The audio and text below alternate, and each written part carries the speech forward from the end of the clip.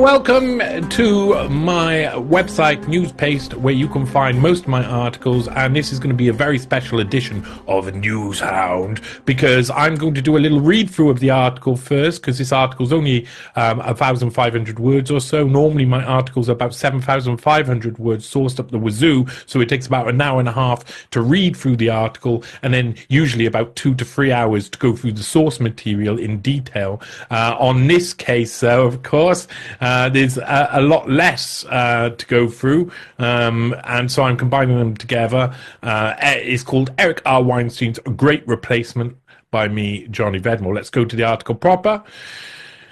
Eric R. Weinstein's Great Replacement. At the turn of the millennium, the United Nations was busily trying to encourage economic migration to the Western world. However, encouraging unfettered economic migration, as we are experiencing today, is highly unpopular with the native workers of target countries. And there you go. There's the UN manipulator there, the guy who was working for the UN, who now claims to be on the opposite side. But you'll see, it isn't that simple. That's how it is with Eric Weinstein. Never that simple. The United Nations International Labour Organization in Geneva set up the Migrant Division to analyse and find solutions to these issues. To lead the unit, the UN appointed Manola Abella to be Chief of Migrant, who is now linked with the World Bank, the World Economic Forum, and University of Oxford and others. Their stated challenge was to find a free market solution to let employers reap the productivity benefit from decreasing their costs while boosting the income of native workers to the point where their interests become aligned with their employers. So the employers reap the productivity benefit, but this whole boosting the income of native workers, it actually means that it's going to drop. It actually means the opposite. And they know this and they study this, and yet they still implement it. To achieve this goal, they decided on a solution. They wrote, native workers will not support programs which lower their total incomes, yet migration can be counted upon to produce a reliable net benefit in host countries only if it is allowed to decrease wages. Thus, the solution is to realize that total income must rise while wage income is allowed to fall, like we're seeing, and we're not seeing total income rise. This suggests that any natural free market solution must involve a natural income stream to host country workers, which has previously been obscured or hidden. We then discover that if the highly valuable right of host country citizens to block access to labour markets is properly converted into saleable rights, workers are made better off, since saleable rights is always more financially valuable than non-saleable ones. We thus convert the rights to preferential labour market access into rights of workers to license migrant work permits to employers. We find that with a little bit of care, the market will now return an efficient solution, with all parties being made better off, which of course we know is false. Essentially, the UN decided that the democratic voters of nation state should oppose unfettered economic migration, as we are experiencing today, and the folks at this globalist entity believed they knew better. To achieve their goals, the United Nations needed to subversively introduce this agenda in an undemocratic manner without gaining the consent of the native citizens of the democracies that they were to target. The man they chose to analyse and map out this scheme, which many refer to now as the Great Replacement, was Eric R. Weinstein, who has since become a central figure in the intellectual dark web, whose members include Ben Shapiro, Dave Rubin, Jordan B. Peterson, Sam Harris, Douglas Murray, Joe Rogan, and Eric's brother, Brett Weinstein. There you go. The initial intellectual dark web there. We got Jordan B. Peterson, Eric Weinstein, Ben Shapiro, David Rubin. Over here, Joe Rogan, and of course, the man Sam Harris. Sam Harris and Eric Weinstein both were part of Jeffrey Epstein's Edge Foundation, include Sam Harris with his wife as well involved. Eric Weinstein was employed by the UN to produce a document entitled Migration for the Benefit of All Towards a New Paradigm of Economic Migration. So let me make that clear. That title is not against migration. That title is, say, towards a new paradigm of economic immigration. What we are seeing now is the new paradigm of economic migration being put into action. Weinstein was aware of the damage which economic migration would do to the native population in places such as the United States and the United Kingdom. In one part of the document he produced for this nefarious United Nations agenda entitled Preferences for Migrants Undercutting of Natives, Weinstein wrote, "When migrant and native workers of comparable value to the employer are asked to compete, it is to be expected that the employer will take the applicant who costs him or her less. If, however, the respective terms of employment of the native and migrant workers differ considerably, the employer may develop a preference between otherwise equal candidates. If migrant workers are not permitted to seek alternative work in the host country, then their company loyalty is reduced to a matter of law and regulation. In such circumstances, employers know that they will not have to earn migrant worker loyalty with the expenditure of resources that would be needed in the case of native workers. Thus, it is to be expected that in systems tethering migrant workers to their employer sponsors, some migrants will outcompete natives of comparable or greater value simply by virtue of terms of employment set by the migrant working programs. Since this is precipitated by rational market response on the part of native employers, this consequence must be seen as natural, if unfortunate, byproduct of direct migrant sponsorship." So it will happen, whether you like it or not.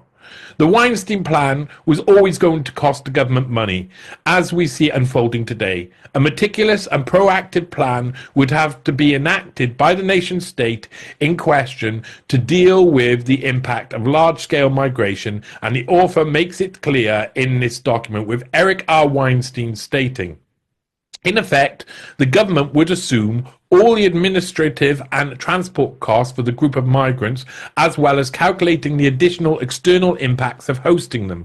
To indicate these costs, the government would calculate the expected migrant impact costs as a function of the number of migrants. Such a function would be expected not only to grow as the number of migrants increased, but also to do so in accelerating fashion because of concerns for the environment, monitoring costs, societal stress, and security risks. The plan, which was set out by Eric Weinstein, predisposes the necessity of what he describes as a much larger redistribution of native income. The influx of migrants will always take wealth and opportunities away from the native population, and this has a knock-on effect on how the self-interested electorate of the nation-state involved will vote.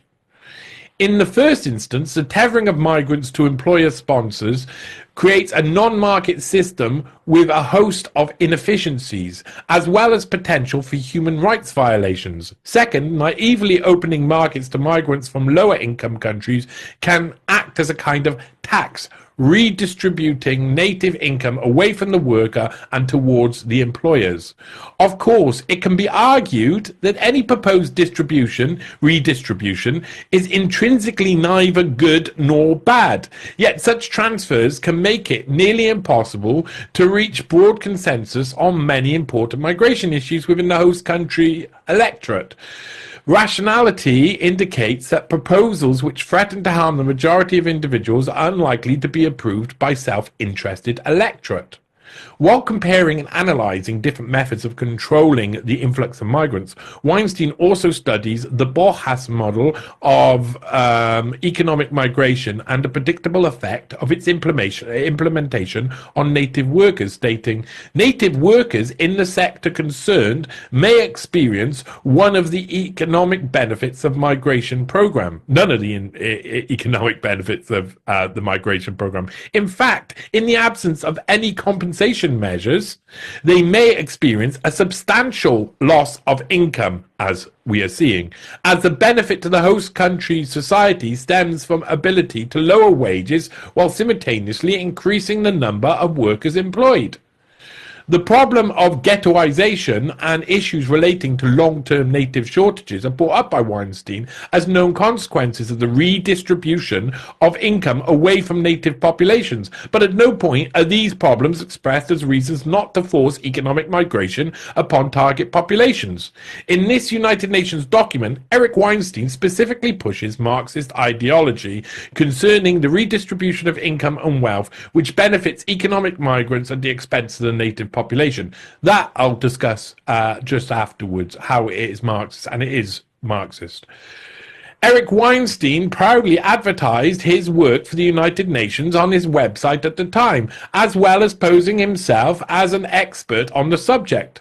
Under the title International Migration, Weinstein even had a special email address for issues concerning migrations, where it was written, "If you are interested in the creation of efficient markets for facilitating increased international labor migration, please contact me at migration@ericweinstein.net regarding the article Migration for the Benefit of All, to appear in 2002 in the International Labour Review." It is a pleasure to thank the Migrant Division of the United Nations ILO in Geneva for sponsoring this work. 2 years sponsoring the work. He started in 2000, finishes in 2002. Whether you like him or not, Eric Weinstein has not been honest about his part in designing the failed globalist system of economic migration, which many people today refer to as the Great Replacement. He also hasn't advertised in his previous involvement with the United Nations and his connection to EDGE, while it was fully funded by Jeffrey Epstein. During this time, Weinstein has also produced models for JP Morgan, one of Epstein's keenest employers. Yeah, there's lots of things that are wrong with this. You can support such work here down at the bottom of my site on Newspace. You can buy me a coffee, become a patron. If you become a patron, that's really useful, of course, for me. It supports my work and allows me to do more work and investigate more things like this. There's also some other ways you can actually support my work too. And like I say, it's on Newspaste, newspaste.com, where if you go to newspaste.com, you'll find a load of drop-down menus where, for instance, you'll find the Schwab articles about Klaus Schwab, all of the Schwab series, the Epstein 101 series, the Pottinger series, which is one of my favorites to write and to have investigated, Junkermann series, extremely important, Black Hand series, which is an epic series of murder, controversy, gangland crime, the downfall of governments. It's amazing. Satanism galore. It's all true, backed up, masses of evidence, sources linked all throughout. All my articles have sources linked all throughout. And other articles include the rise of Jeff Bezos, or the true rise of Jeff Bezos, Pablo Miller, who was Sergei Skripal's handler, and who's Christopher Steele of the Trump-Russia dossier, who's a right meddler, MI6 guy, was his operator, Pablo Miller's operator. The genetics of Bill Gates, which goes through the history of Bill Gates. The Welcome Five, which goes through the cover-up. It's a very large article going through the cover-up of the Proximal Origin paper. Who is Barbara Hewson? Very interesting. She's interesting backstory. Serial Killer and the Prime Minister's Father, about Theresa May's father working with a famous serial killer who killed over 130 people. That's about how we got to Ukraine, non-governmental octopus. The Father, the Son, and the Mencius Moebug, showing that the far-right blogger and techno pioneer Mencius Moebug, known as Curtis Yarvin, his brother was probably the pipe bomber in 2003 Yale pipe bombing.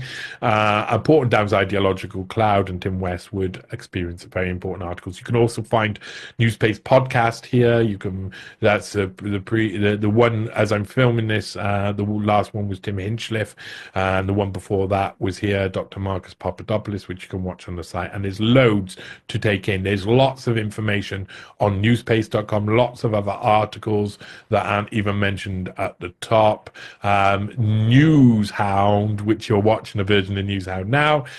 This is one about Richard Thaler, who's also part of EDGE, Jeffrey Epstein and John Brockman's organization, and he is the pioneer of the behavioral nudge units, the modern psychological government operations units that were implemented properly by Cameron and Obama to go inside your mind and twist it.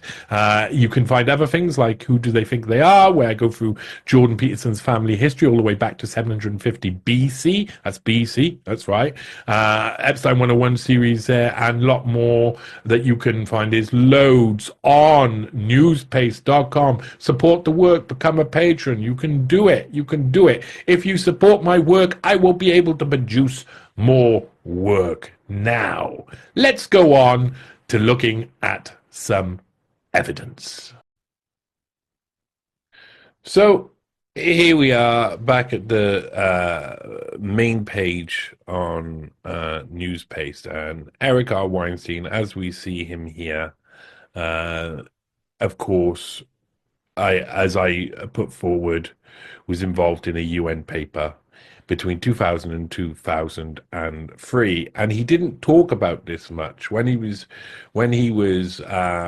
writing this piece for the UN, this sponsored work that started in 2000, ended in 2002. Afterwards, he didn't talk about it that much, at least once he had a little bit of fame, a little sniff of the limelight.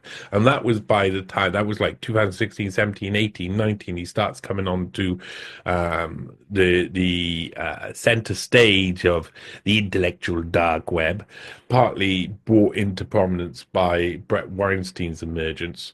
And he doesn't talk, he in all of his interviews, he would go back to his hedge fund that he worked in at one point, and then working for Thiel he would talk about, doing work with scientists on the theory of everything he would talk about, but he wouldn't talk about much else. He wouldn't go into detail about things, and he wouldn't go back further than the hedge fund he worked in around 2006. And I saw this over and over again, and it just kept saying to me, what did he do beforehand? And so I went to his website, and his website was this, ericweinstein.org, all one word, Eric Weinstein. And look, he's got this picture, look, physics. He tries to make him look like a genius, of course. He tries to, and he's always been a website designer. He designed his first websites too. You know, they're showing all of these. He's showing all of these little speeches. He's trying to make it kind of look like he's an Einstein. And he's a very clever fella in many ways. He's not so clever when it comes to hiding the past, because he can change his website address, but if you go back into the archives, you'll find he had another website. Once upon a time, he had another website, and this is from June 22nd, 2003, that we can find, ericweinstein.net, eric-weinstein.net, analytic and strategic consulting. It's very interesting that you go to the page back then, and you've got a few things on top, home, about, finance, hedge fund and risk management, international migration, high-skill labor markets, gauge theory and economics, contact and downloads. You see some of these are highlighted because I went into them recently. International migration is what he, in the section international migration, he goes through about this sponsored paper for the United Nations International Labour Organization, Migrant Division, that we looked at. And he says, problem, this is his own words, in theory, allowing free international migration with global labour markets allows employers to boost productivity, resulting in net gains in host country income. In practice, voters in high-income countries generally frustrate employer freedom to hire abroad, citing net losses to workers. The problem is further complicated by sponsored migrants' tendency to distort markets due to their inability to respond to wage signals from other employers. See the partners there. United Nations ILO, Geneva Migrant Division, Manolo Abella, Chief of Migrant. He's World Economic Forum, um, uh, all the different world organizations he's in with, that man. Challenge. This is the challenge. This is what he said. Find a free market solution to let employers reap the productivity benefit from decreasing their costs while boosting the income of native workers to the point where their interests become aligned with their employers. So, let employers reap the productivity benefit from decreasing their cost. And then he says, while boosting the income of native workers.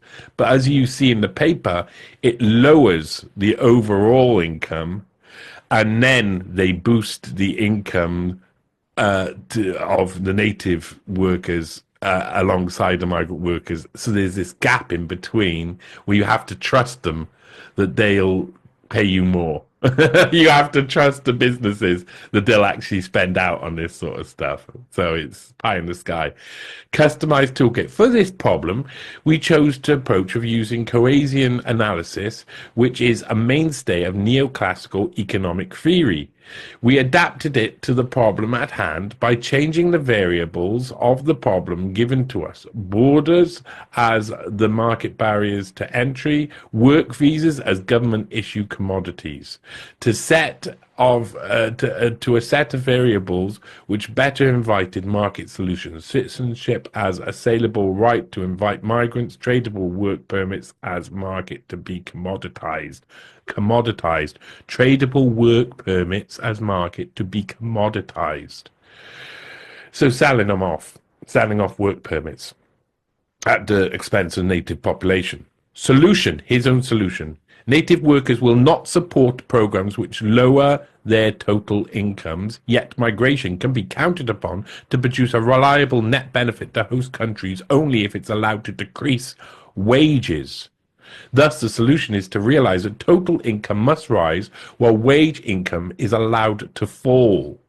This is his solution. This suggests that any natural free market solution must involve a natural income stream to host country workers, which has previously been obscured or hidden. I'll talk about this at the end, and this is one of the reasons why I said some of this is very Marxist. We then discover that if the highly valuable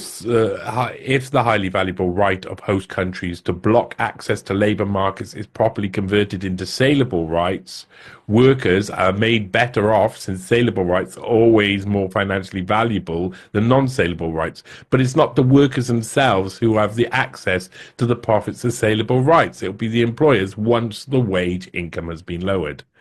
We thus convert the right to preferential labour market access to the rights of workers to license migrant work permits to employers.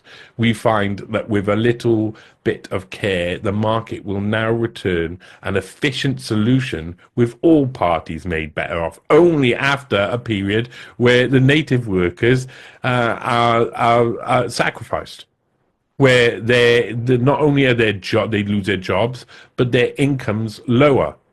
That is the cost of this, and he's saying, oh, they'll be made better off eventually. They don't say how they're going to actually make them better off. They just say there's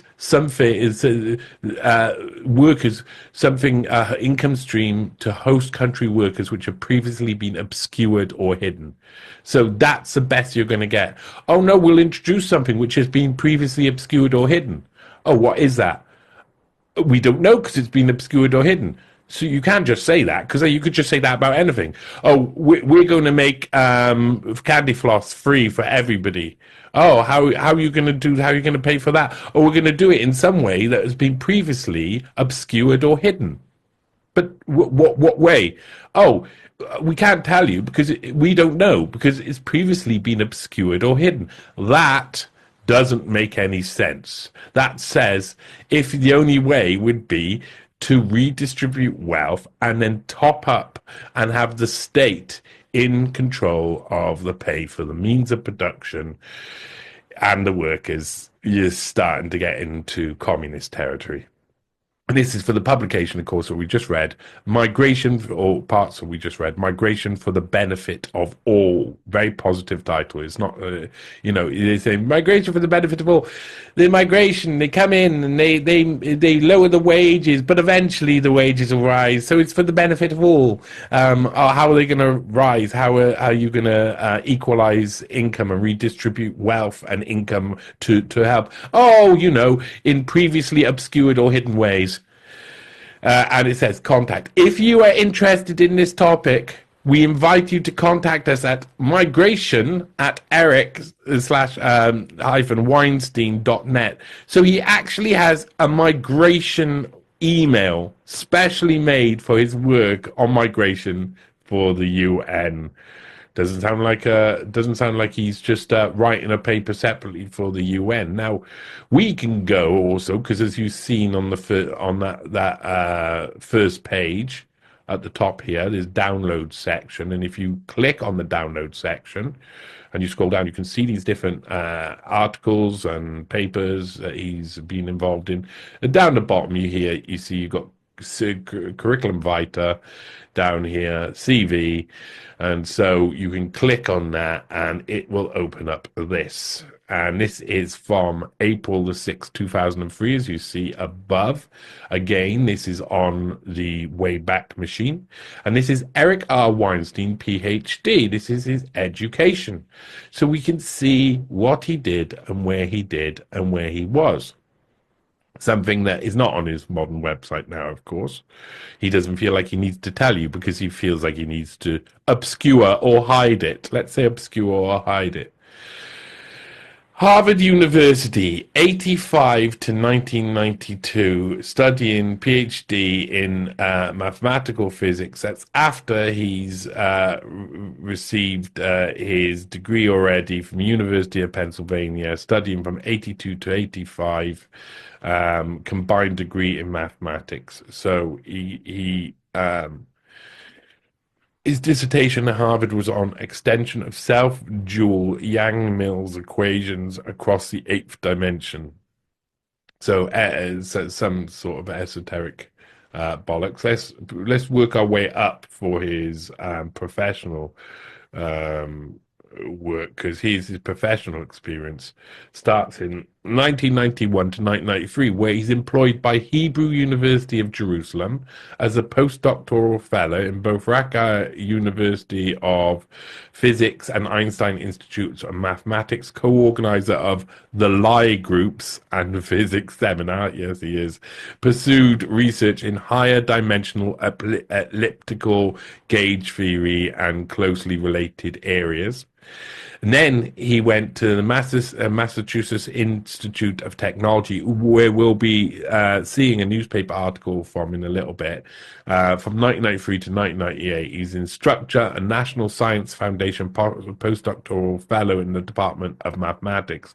Pursued research in mathematical physics, intertemporal economics, scientific labor markets, and differential geometry. Then he was at the National Bureau of Economic Research at Harvard University, 1998. Harvard, of course, they're big players in controlling these sort of things between 1998 to 2001. So while he's also writing this paper, co-director of the project on the economics of advanced training in science, engineering, and related disciplines, research associate at Harvard Department of Economics, pursued research in intertemporal economics via the discovery of novel applications or differential geometry and mathematical physics to neoclassical theory. Like he says, Coasian theory that has been the mainstay of neoclassical theory, economic theory beforehand.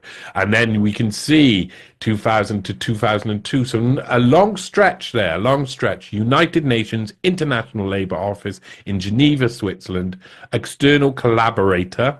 He uses the word collaborator himself, analyzed and proposed a fundamental restructuring of foreign worker program of Kuwait as well, where we don't see, where migrants outnumber citizens. So he's also analyzing and proposing a fundamental restructuring of foreign workers programs in Kuwait. created permit market model using Bayesian analysis to solve a collection of common migrant problems, which are now under consideration as a UN flagship model for international migration program, pending adoption by Migrant Division in Geneva. What we see today is what he described they should do then. What he was advising them to do, what he was analyzing and solving, the collection of common problems, who's been implemented today. He claims that they haven't. Later on in tweets we'll also can look at as well, because we did have a back and forwards. Eric R. Weinstein he had loads of people. Once I published the article that we read at the beginning, he had a lot of people contacting him, and he couldn't ignore it all the time. So first of all, he tried to smear me. Second of all, he tried to smear me, and then he apologized a little bit, in a sense. Didn't actually apologize. And then he went back into smearing me again. But he said that they didn't use it, but it's what we see today. It was a UN flagship model for international migration programs. It was to solve a collection of common migrant problems, which are now under consideration as a UN flagship model, already adopted, already seeing the results today. And then 2001 to present, 2003. He was at AdCap LLC, Capital Risk Management Advisors in New York, head of research, consultant at large.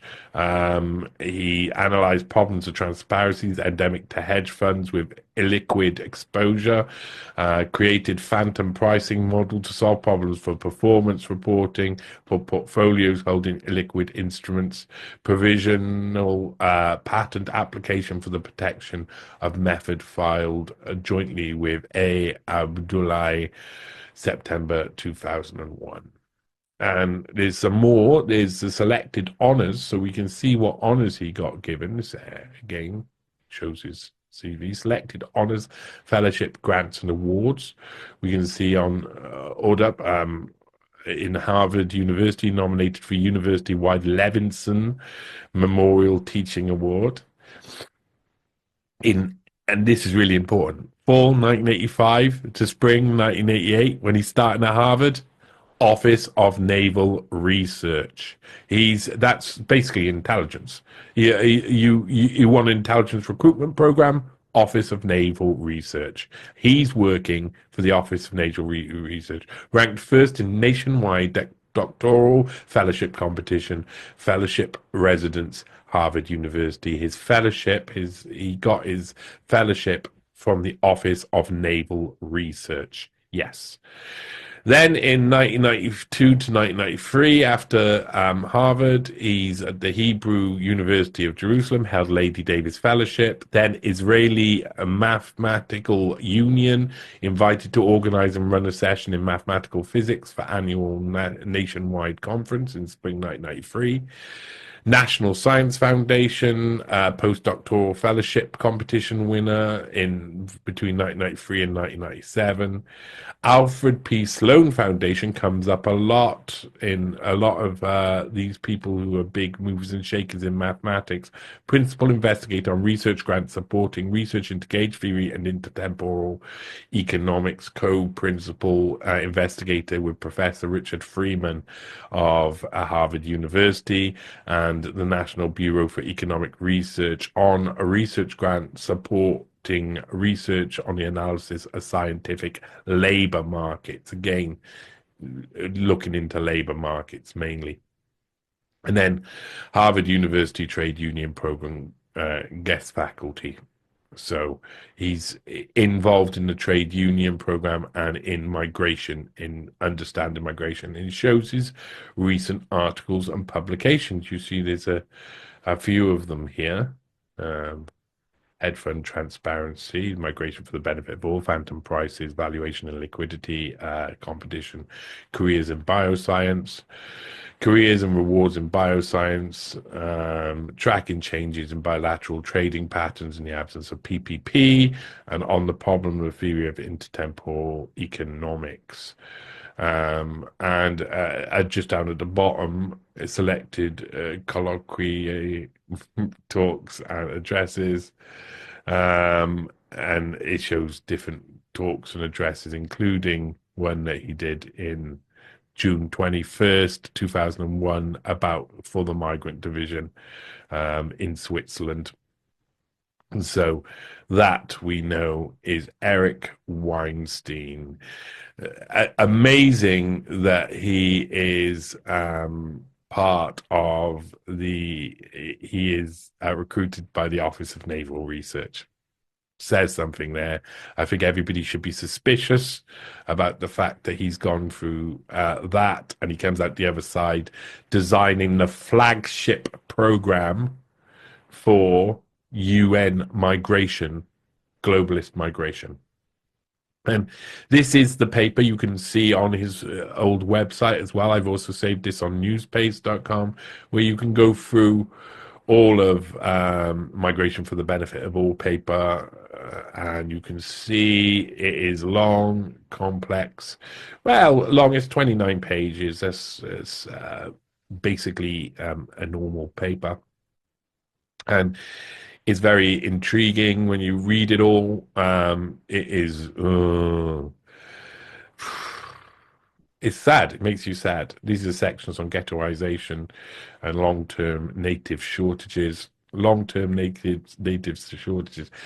There's more in this than I've spotted out. You know, you can actually go through this and discover a lot more. But this is flagship program for the UN, not to be trusted. And that shows where this is from the International Labour Review. This is volume 141, number 3. This is where it appeared. And you can see Migration for the Benefit of All Towards a New Paradigm for Economic Immigration, Eric Weinstein.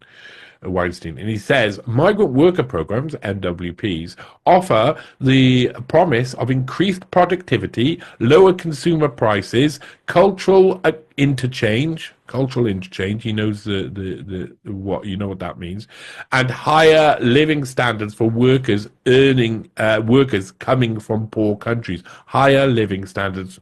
Unfortunately, these programs have regularly been bedeviled by various abuses and unintended consequences. Such failures have tended to mitigate popular support among native workers and citizens. This, in turn, has kept migrant worker programs below the level wanted by employers for maximum productivity. He's interested in the means of production. He's interested in maximal productivity. In this article, an argument is made for new market-based MWPs that seek to align the support and interest of native workers, employers, consumers, governments, and the interests of migrants. Very much the interests of migrants over the interests of native workers. Native workers will lose out, will at the end be paid less, will have to accept it. Don't worry. Things that have been so far hidden and obscured will come to fruition, and suddenly everybody will be happy.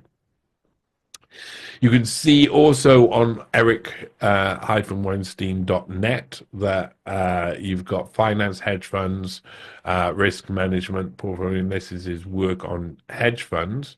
You should note some of these people that he's working for. So he's working in risk for AIMA in 2002 and JP Morgan. MIT View of the Market lecture, JP Morgan, New York. This is while Epstein's working for JP Morgan as well. And JP Morgan, of course, wrapped up in the Epstein case in many ways, had to pay out hundreds of millions to the Epstein victims' funds towards their part in employing this guy and allowing him to become so wealthy by doing backdoor deals for the bank. And here's another one of his paper, Hedge Fund Transparency. I mean, we won't go through these, but he's only a part of this paper. If you go down to the bottom, you'll see the short paper, 4 pages. You'll see references. Eric Weinstein and A. Abdullah is one of the references. Phantom Liquidity, The Nuisance of Translucence by Adil Abdullahi, Leslie Rowell, and Eric Weinstein. Again, this is another one of his papers, 9 pages, written up by three folks who talk about how to organize assets in a way that is beneficial for hedge funds. But at the end of the day, it's international migration. Is his work on international migration, which is going to be the most controversial, of course. And if you go to on here, we've looked on all of these different parts. But if we just go to the homepage, we can see that our homepage around 2003, you've got all of this listed down. Um, and he talks about his work in these different areas. And he says about international migration, if you're interested in the creation of efficient markets for facilitating increased international labor migration, so for facilitating, this is what it's for, facilitating increased international labor migration, which is what native population, people in America and UK do not want, and is what's being forced upon us. The democratic population doesn't want it. He wanted to facilitate it and organize it. Please contact me at migration@ericweinstein.net regarding the article Migration for the Benefit of All, which appeared in 2002 International Labour Review. It is a pleasure to thank the Migrant Division of the United Nations ILO in Geneva for sponsoring this work. Massively important. So that's his website. I want to go to a couple of bits in the newspapers. So here we're in the Boston Globe. I like going up to the top.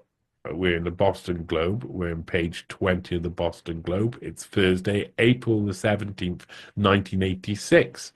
He's been at Harvard for a little bit of time already, hanging around with the intellectuals. And is a little bit, is the Contras in Nicaragua is happening. And he's already involved politically, like making, taking what is the unpopular opinion that's on the side of state. So it says here, protesters shouts put end to chance to learn. This is what basically Eric Weinstein's saying. On the March 31st, George Rosales of the Contra press secretary spoke at UMass in Amherst about the Nicaraguan revolution. I went to the presentation with an open mind, and I was hoping to learn something. When I first arrived, I was greeted with a barrage of leaflets on the evils of both sides. There were protesters everywhere, some smattered with blood, others carrying signs that protested U.S. involvement in Nicaragua. It was at that point that I knew I was in for a night of protest, not a night of free expression of speech. Throughout the presentation, there were outcries from the protesters. The event ended early because more students outside were becoming rowdy. I learnt nothing during that evening except how to engage in shouting match. Shortly after the incident at UMass, I read that Rosales was unable to speak at Wellesley College because he was greeted with an assault of raw eggs. It is unfortunate that certain people and groups will not allow students to have the opportunity to learn more about the issue that strikes so closely to home. I hope such demonstrators eventually realize that there are people who want to learn, who want to hear the other side, and the Constitution guarantees a right to free speech, and that disrupting program does nothing for them but for their cause except to make them look bad. Amherst, Eric Weinstein. I think what he's really trying to do is sit on the side of the propagandists. And it's interesting that in that you got another article about the CIA, etc. Because by this point, he's been recruited by the Office of Naval Research to do his degree, and he's already involved politically. Very suspicious, very sus. Now, Here comes the hypocrisy. We all like a little bit of hypocrisy, don't we? Oh, no, we don't. It's from the San Francisco Examiner, Sunday, September the 8th, 1996. And we got a U.S. immigration policy divides mathematicians. Really? This is 4 years before 1996. This is 4 years before he writes that paper. Very interesting that it would be saying something that seems a little bit opposed to it. So let's have a little read, shall we? US immigration policy divides mathematicians. Underemployed PhDs resent stiff competition from foreigners. Yes, native workers resent stiff competition from foreigners by Michael M. Phillips, The Wall Street Journal. So this is originally from The Wall Street Journal. Washington. The latest Americans to blame their job frustrations on immigration work in ivy-covered halls, not factory floors. A group of young U.S. mathematicians with doctorates from such schools as Princeton University and Massachusetts Institute of Technology are lobbying Congress to repeal laws that now make it especially easy for universities to import foreign professors. Immigrants won 40% of the 720 mathematic jobs available last year, according to the American Mathematical Society, and that frustrated mathematicians and the frustrated mathematicians say the influx helped to boost the unemployment rate into double digits among newly minted maths PhDs. We remain a fierce, merit-orientated, anti-xenophobic community, but the current situation knows no precedent, wrote Harvard-trained mathematician Eric Weinstein and 20 other scholars in a recent plea to Capitol Hill. The mathematicians aren't the only high-skilled workers who claim that immigrants cloud their employment prospects. Engineers, computer programmers, and others have argued the same case recently with little legislative success. But the engineers have much less striking evidence at their disposal. Even the Institute of Electrical and Electronic Engineers, USA, a trade group that is outspoken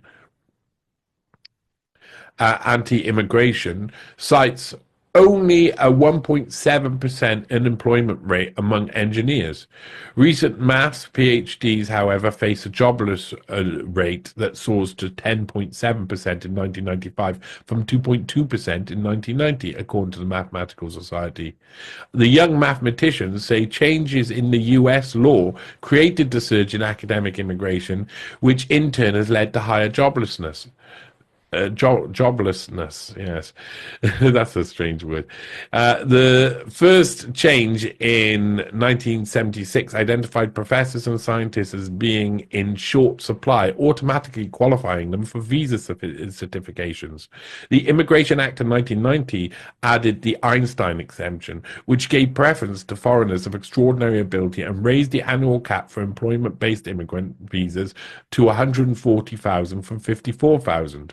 Immigration of professors through employment-based visas jumped to 1,429 in 1995 from 267 in 1976, according to the Immigration and Naturalization Services. During 1991 to 1995, the inflow totaled 9,219 professors, although the INS does not track how many were mathematicians. The U.S. mathematicians allege that foreign scholars take many of the best research jobs, reducing salaries and forcing Americans into non-tenured track positions or lower quality schools.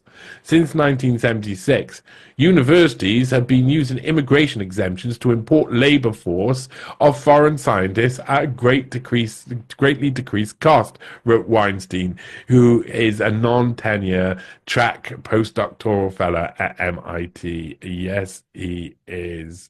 Unbelievable. Really unbelievable. I mean, really unbelievable because it's such hypocrisy from the man. Really, such hypocrisy. Seeing is that within 4 years he's going to be. It's okay to lower the wages and income and opportunities of low skill native workers, not high skill native workers like Weinstein. How dare you do that? How dare you do that? For their part, universities argue that they're simply hiring the best and brightest, foreign or domestic, but mathematicians looking for work say the competition is unwelcome and fair. If you're management, you don't have to make any concessions at all, complains Mark Hovey, the National Science Foundation. So, as you see, that is quite amazing because you've got Eric Weinstein complaining about the very thing that he's later designing a flagship program for the UN to introduce, yeah, to make happen. But he doesn't care about low skilled native workers. The working class, they're not in. He is up in arms when it comes to high tech jobs, high skilled workers. It's disgusting. They shouldn't do it. This is Eric Weinstein. He is up there. He is an elite. He's an elite looking down. You workers don't matter. He and his friends do. So that's one thing that's amazing. That article really, when after discovering all of the rest of it, to see that, it made me go, "Oh, you dirty rotter!" And he is a dirty rotter. And he is mentioned again here in 1998, in 19th of April, 1998, just before I'm 18, in actual fact. And this is from something that's continued in page 1A in the Dayton Daily News. And it says, workers, Dayton, Ohio, this is, some unable to find high-tech jobs. And it's the same complaint again. It's talking about foreign workers coming in, taking high rate jobs. And he's mentioned here, it says, the industry claims there is a shortage of workers when what they really mean is that there is a shortage of cheap workers in the form of new college graduates and imported foreign nationals, Martloff says. Eric Weinstein, a mathematician and labor analysis at Massachusetts Institute of Technology, found a 10-year-old internal National Science Foundation study outlining a strategy to bring in more foreign nationals to hold down salaries for scientists and high-tech engineers.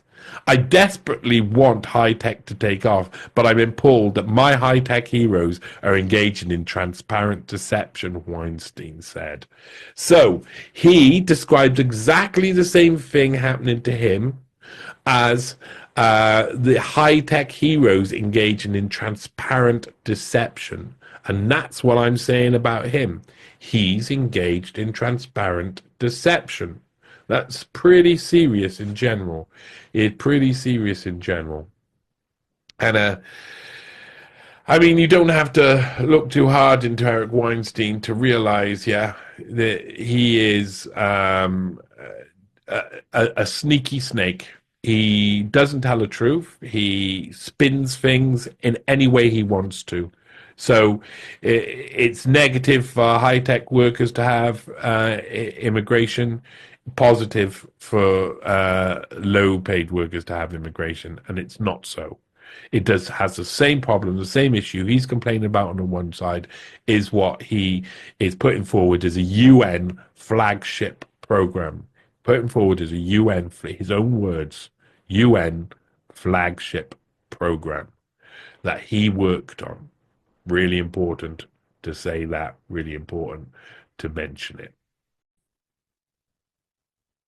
So here we are now on X, on Twitter. And I released that at the end of September, very end of September. And loads of people were messaging Eric Weinstein, were posting on Eric Weinstein saying, and they were quite rightly upset. They could see what the article meant, what his involvement with a UN labour programme for the migrant division in creating this flagship UN model that is very much the essence of the Great Replacement. He could see what that meant, but he was ignoring it. But he couldn't ignore it. He had to say something about it eventually. And at one point, underneath the first time that we started, he tried to act. You have to understand, Eric Weinstein here is going to try and act like he doesn't know who I am or what I am. I'm not saying that he does know, but he will have gone and checked. He will have gone and checked, and you can tell that by what he says and how he says it. And he pretends he hasn't gone and he doesn't know anything about me. Yet he goes and has a look, obviously, because he says certain things. So he's lying at that point. So in response to this message, someone who follows me, Astro Monk, said, "Stop selling us out to the UN, you globalist shill," and then tagged me in. And he, as you can see, he's like, what do you mean? Apparently, he's already replied to this 4 days ago. So he's now pretending, he's going to say that himself, he's now pretending that he doesn't know what he means. So obviously, straight away, this looks like a constructed exercise. It looks like he used, and I would assume that he used a fake account. He used Franklin Cormorant 1, as a way to, as a tool to allow for this conversation to take place. He says, basically, a hard-hitting journalist above me exposed your great replacement plan that you single-handedly engineered for the UN in a super secret document. He did single-handedly engineer it for the UN in a document that he didn't talk about afterwards. That's openly available online. Yes, only if you know what to look for. If you're just looking for Eric Weinstein, you'll get a load of different Eric Weinsteins. I had to go through his old website to find links to it and etc. properly. No one else had brought it up, so it's on. I never said it wasn't available online. Everything that I find research-wise online is available online. Hence me finding it. I wouldn't be able to find it if it was otherwise hidden or. Oh, you dirty rotter, Weinstein. And you may think, and you may also be the head of Spectre. So to make my point ridiculous, you'll be getting pinged by his followers trying to hook a gotcha. You can read all about it yourself in his factual, unbiased expose, or just celebrate your holiday weekend with the people you care about. This sounds like Eric Weinstein speaking. It sounds like Eric Weinstein speaking. So I think this is a vehicle for him to respond to it. And I responded to it. I said, he read the article. This fake, and I make it clear, this fake backwards and forwards is clearly contrived and allow him to paint me as something I'm not in order to avoid taking responsibility for the work he did on behalf of the UN, mapping out economic migration. It's in his own words. To be honest, this looks like Eric Weinstein is using one of his backup accounts in an attempt to hide away from confronting his own historic actions. All I did in the article was point out Weinstein's own words, work and words. You painted him as the head of Spectre because you think that'll undermine my point. My points were concise, clear and true. Eric Weinstein was paid by the UN to map out the effects of economic migration that we see unfolding today. He was part of an agenda, and he was part of EDGE when it was 100% funded by Jeffrey Epstein. These 2 points is what he needs to combat. Instead, you're both using logical fallacies, unconnected personalities, and unrelated agendas to distance him from those concise points. This is totally what I predicted. Eric Weinstein is unable to take responsibility for his own actions and behaviors and will use logical fallacies instead. I was 100% accurate about his response. This is a cowardly response, and I added this in. That I'm responding to this second part, that because this is a response to his main messages. And the second part of the messages was, yikes, that seemed funny at first. Is this coming from the anti-Semite pro-Hamas world? That's what he's trying to paint me as. First, he's trying to paint me as like I'm pro-Hamas, like somehow I'm on the streets with a Gaza flag going pro-Hamas. I hate the fact that they're genociding tens of thousands of people, including up to 20,000 children, have been bombed. It's unacceptable. I'm not. Doesn't mean I'm pro Hamas because I don't like Israel bombing people. I don't like Hamas killing people. I don't like Israel killing people. I don't like the killing part. He seems very happy about the one side of the killing part and to try and paint me as the other part. So again, they create it like I'm saying that he's ahead of Spectre, and he's creating that I'm like pro-Hamas. They're fortunate. Then he says, the Whitney Webb world. It's coming from the anti-Semite pro-Hamas world, the Whitney Webb world. Whitney Webb was my ex-partner. We don't speak. We haven't spoken properly in a year. We have a kid together. We don't get on. We don't see eye to eye on a load of things. And he's purposely acting like, oh, could it come from here? Acting like he doesn't know where it come from. Is it coming from the anti-Semite, the Whitney Webb world? He must have gone and looked into who I was to be able to say that and pull one name from 7 billion names in the world that currently exist out of the hat. You know, that is just ridiculous. The Bitcoin maximalist world. I don't deal in crypto at all. You know, I have like 20 quid or something in Ray. I don't really get involved with crypto stuff. I think it's all going to crash through eventually, that the systems are going to be compromised, and that they're going to be, Bitcoin probably going to be bought out by the government at some point and used as a form of CBDC. So I don't see this. Or the pro peer review world. I don't even know what he means by the pro peer review world. Right? What, people who would be for reviewing their peers' work? Why? Why would that be bad? Why would that be bad? There are so many of these angry groups, I lose track. So he's trying to paint me as something there, of course. He's trying to paint me as something. It's called smearing somebody. So you don't have to look at the fact that you worked on the UN flagship program, your own words, on how to lower the total income of native workers by bringing in migrants at the rate that we see happening right now. So, I mean, this is pretty low. There's seemingly different worlds that are attempting to mesh me in their dramas. This was you doing it yourself. Usually, maybe 85% of the time, these ringleaders eventually turn out to have issues with Jews and or Israel, no matter what the ostensible area of endeavor. That is a logical fallacy. It's a form of whataboutism. Oh, what about these people who are against all of these things? Even if I hold the most abhorrent views, if I say Eric Weinstein worked on a UN flagship program where he modeled out what we're actually seeing now, look, this is the evidence. That is true. Whatever else I say, if I say King Kong should be the ruler of the world, the Earth is a dodecahedron, and there's flies constantly fly out my butt, it would make no difference whether those weren't true. What I'm saying about Eric Weinstein's program is definitely true. He's trying to paint me as something else. And again, I respond to him with saying, here you're attempting to use unconnected logical fallacies to paint me as a Jew-hating conspiracy theorist when the article was factual and mostly in your own words. I predicted you'd do this rather than accept responsibility for your role in sponsored by the UN in creating this issue we see today with unfettered economic immigration.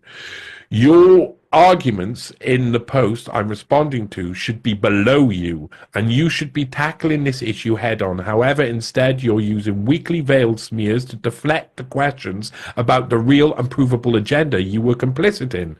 It is extremely telling that you choose to play this hand in an attempt to belittle something which is not a conspiracy, not to do with Israel, not to do with Whitney Webb, not to do with Bitcoin, but it's to do with you spending 2 years in the pay of the United Nations to map out the agenda which is currently unfolding in front of our eyes.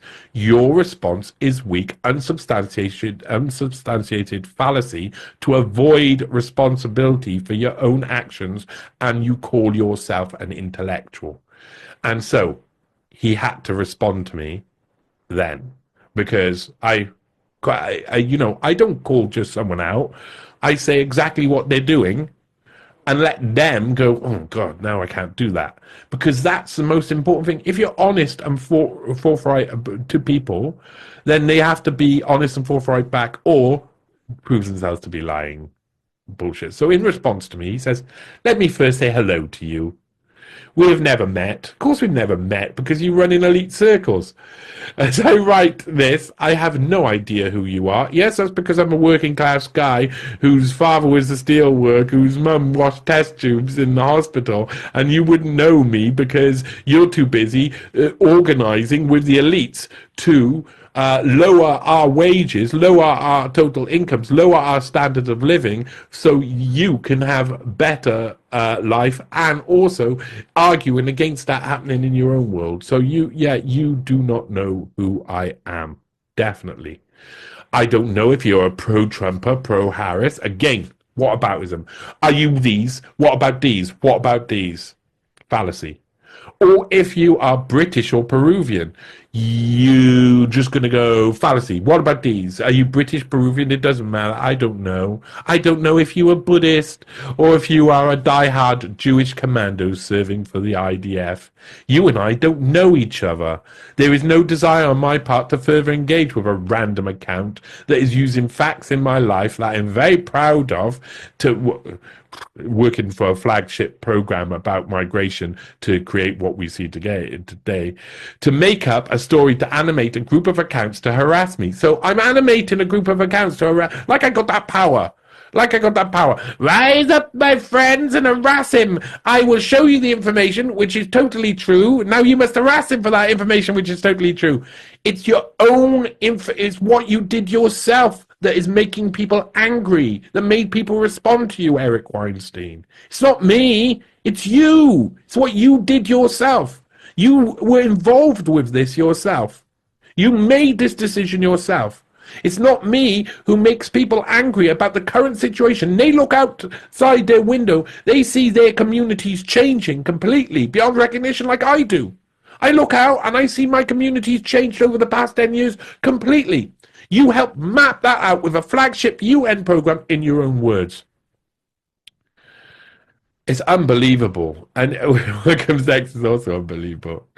There's no desire on me to engage further with a random account that uses facts of my life that I'm proud of, to make up a story, no story made up, to animate a group of accounts to harass me. You are neither the first nor the only one doing this. In other dramas, I'm a Mossad agent, possible, or Peter Thiel's henchman, or George Soros's agent. His wife worked for George Soros' company, by all accounts. That's what I hear. I haven't checked that up fully myself. And he works for the man. He spelled Peter Thiel's name wrong. I mean, this guy, he puts a hyphen in between, like Peter Thiel is some sort of Peter fails. It's unbelievable. He's like the second in charge of Peter Thiel's financial management company. Of course. It's unbelievable. It's unbelievable that you wouldn't be seen as Peter Thiel's henchman, seeing as you probably are. But you should probably spell your boss's name right. That wasn't my first response. My first response to being attacked was to respond to someone else 4 days ago because I thought they were a poor, confused soul. So that doesn't understand. That doesn't. So he should know. I don't understand. It had to be explained. Yet he now claims that 4 days ago he responded to someone who he thought was a poor, confused soul, an individual. Now he's saying that even though one person contacted him and he responded to, and he's been harassed by a load of people, that doesn't weigh up. It has to be one or t'other. You can't have them both be true, can you?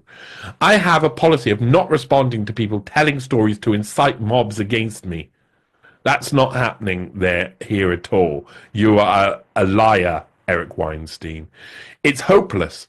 They don't listen, and they take the real responses as denials, which animates them more. Such people aren't critics. They are usually wounded and traumatized souls trying to figure out what is true in this crazy situation. And for that, I have a lot of sympathy. But my life is too short and too rich, and I want to live as a badly sketched character in your story that your followers can hate lifelong progressive restrictionists as the architect of the world's uncontrolled migration. You were involved in the UN flagship program that has achieved exactly what we see today, Eric Weinstein. Again, I can, however, do this. Read what I wrote 4 days ago. I posted and quoted a response 100 hours ago where I thought this was one person. Apparently, he also thinks he was being constantly harassed by people. So is it one person or constantly harassed? The Israel angle came up because I started to see accounts harassing me that were fairly inconsistently anti-Jewish and or anti-Israel. I do not mean to tie you with a broad brush that doesn't apply to you. It's statistical observation. You are doing exactly what you're doing. You're smearing.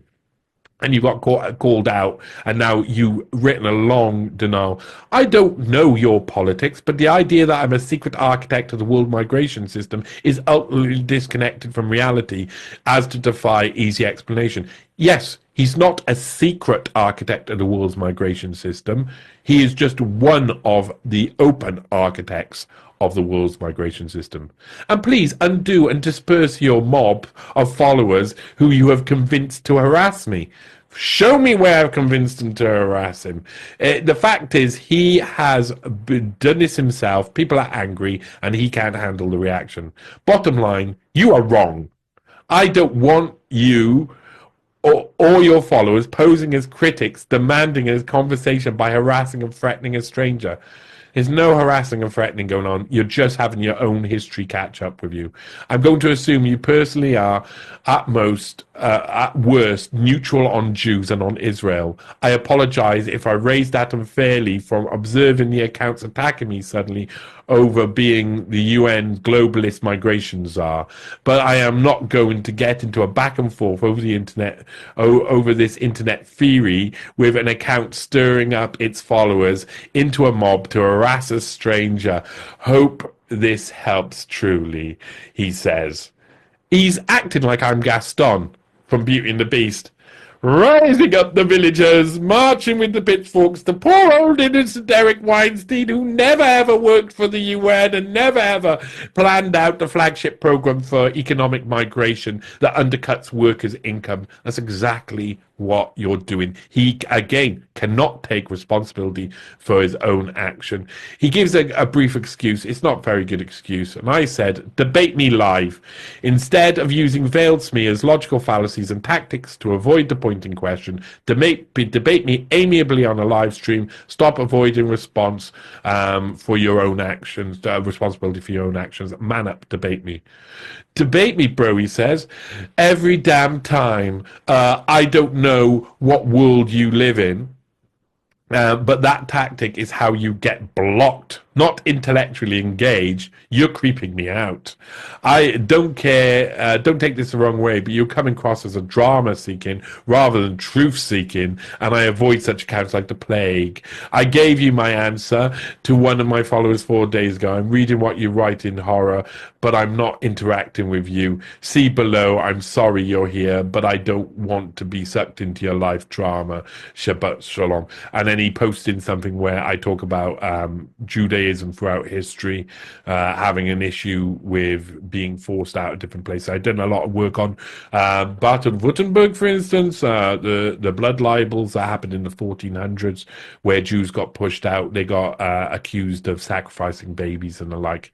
I don't think they were sacrificing babies, but I do think that there's lots of turmoil that happens between Jewish immigrants and migration and the native populations, and this is again an example of how a population, external population, it causes issues within with the native populations, and how if you don't solve it, if you don't solve the issue at hand on the ground, it leads to violence, wars, blood libels, things like what we've seen.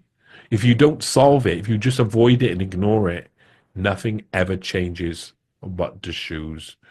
And I said adults talk to each other. This is known, and that was the end of it. It was Eric Weinstein responding to my article, and it was a poor response indeed. And so there we are. Eric Weinstein, I would call him at this point because he's lied, because he's a coward, because he hasn't got the ability to focus and confront this, because he thinks it'll go away if he just goes like this, because he's an elite.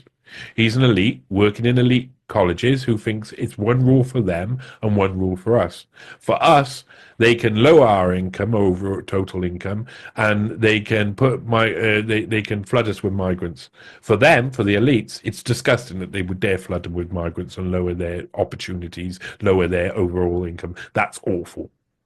He's a hypocrite. For me, I say, look at what you did in your own words, and he says, you're a Jew hater. This is Eric Weinstein. This is Eric Weinstein. It's not intellectual. He was recruited by the Office of Naval Research. He's done a load of work for the UN. He didn't advertise it at all. Some people have said, oh, yes, he did. Oh, I remember him talking about it before. And then I say, show me. And no one's able to show me because I watched for a long time. And he's not mentioned working for the migrant division for Manuel Abolo, or whatever his name is, of the International Labour Organization. He didn't mention it at all.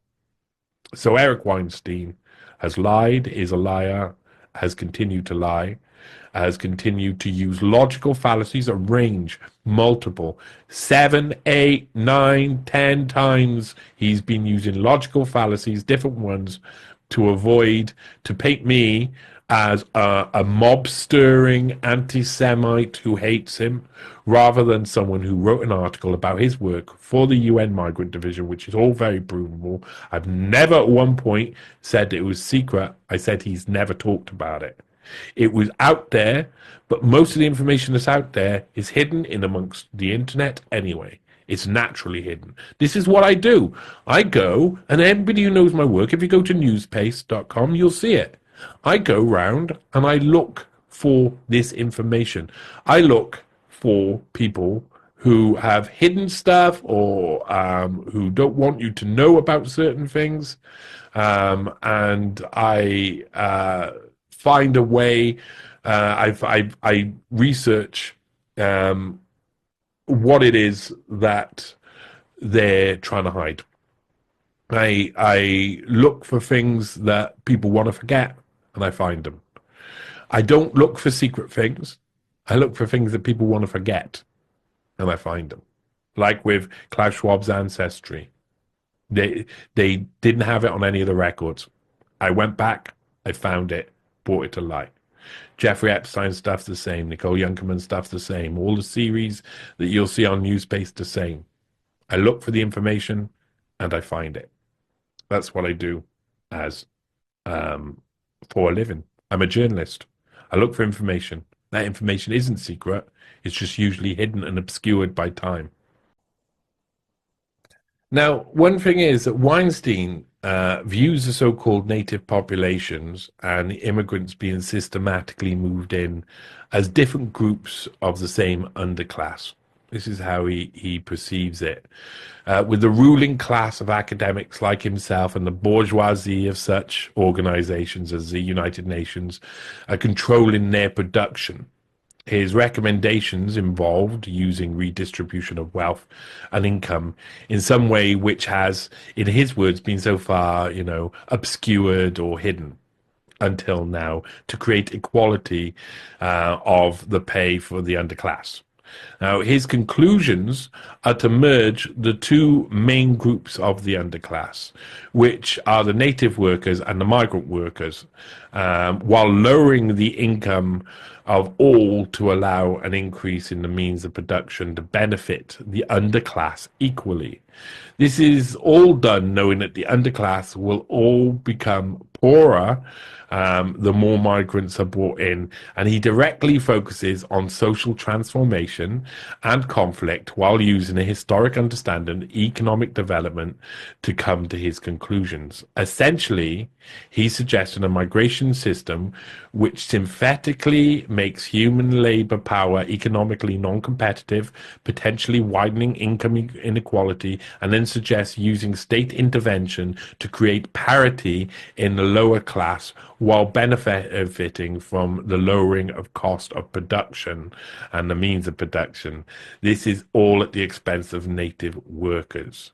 Weinstein doesn't have to apply this thinking in historical context alone for it still to be Marxist in essence. He is directly looking at the future in context to history. That's also how his idea of what change means is derived. He can only be developing a future strategy by using the contrast of the resulting consequences of any potential change itself. That's why I called this Marxist. That's why I called what Eric Weinstein's doing as a Marxist lilt. It is true. It does. It is. There's an element of Marxism about what Eric Weinstein is doing. You can't get away with it. He's saying, look at history and look at how to fiddle with the means of production and with the workforce in a way that allows us to have one underclass completely that becomes one unified form. And that is communistic. And he's working for the UN while doing it. And we know where we're heading with communitarian, fascist, hidden behind stakeholder capitalist society is where we're heading. We know this. This is what's been written down in great detail. If you read Klaus Schwab's version of stakeholder capitalism, if you look at the World Economic Forum's plans that they've mapped out in full, that I've gone through in full, you'll understand that this is the way. So that's it. This edition of Newshound, where I've gone through my interactions with Eric Weinstein, the things I discovered about him, and you can make your own decision. Don't be a mob. You don't have to be. I don't intend anybody to be a mob. But I do believe that people will be angry with Eric Weinstein because he's lied to his audience. He's created himself to be a persona that he's not. And that should be suspicious to absolutely everyone, that he is created a massive illusion and then claims that it's nothing. And when he was messaging me, those messages, those tweets, those posts that were back in return were they were laughable. What he says is laughable. He's not very good at thinking. That's what I'm saying. He may be able to use Keynesian economics theory to map out, large economic movements, etc. But he's not very good when it comes to communicating as a human. He's not very good at understanding his own hypocrisy.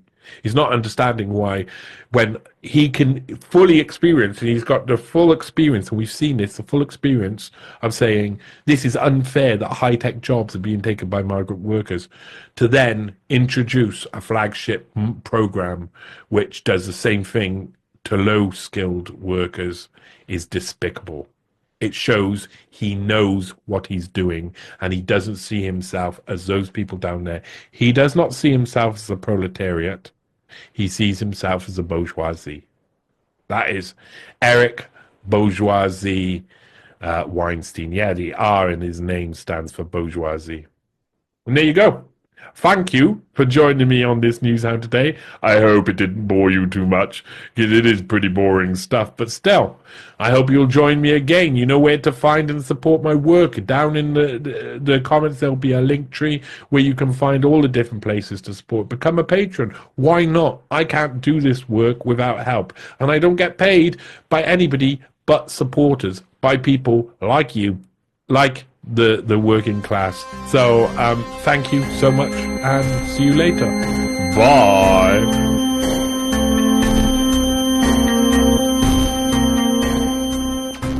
What we know is that we will end up with many more unemployed